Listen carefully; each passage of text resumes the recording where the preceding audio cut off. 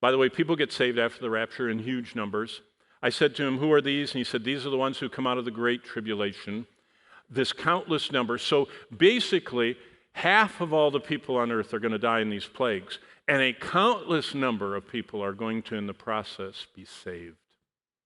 It's amazing to think about. And look what salvation means. I mean, what you see in chapter 7 is kind of like what it's all about. At Christmas, we sing about Jesus. His name shall be called Emmanuel, which being translated is what? God with us. Now we see it happening. Therefore, they are before the throne of God. Salvation takes us right from, remember I said it's just one step back? Well, boy, they come to Christ from the darkest time and they get saved. And by the way, how are they all dying? See, it's just like the Roman Empire.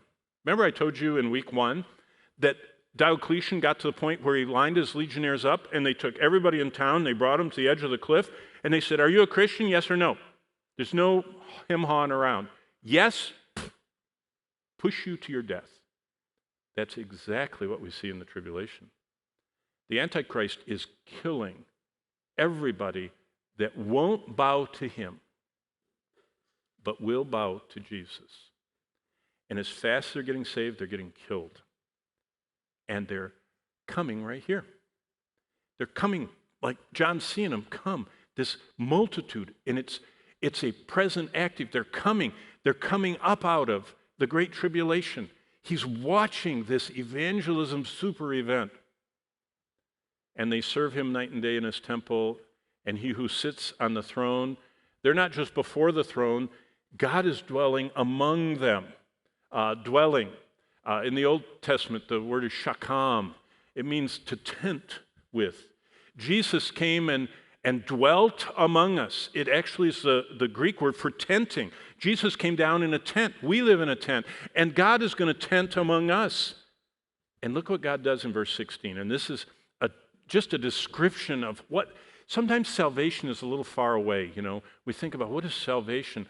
Well, God says salvation is you'll never hunger again. You'll never thirst again.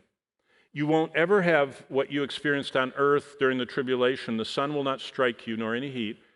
For the Lamb will shepherd you and lead you to living fountains of water. And look at this. I like this last line the best.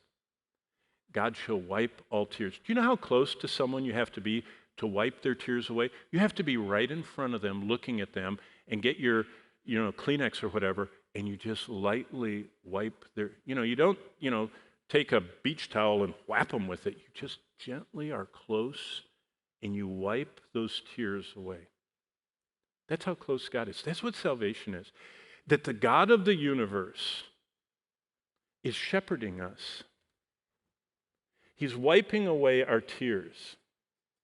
He's letting us be right in front of his throne, the center of the universe, and not just us there, he's with us. Unbelievable.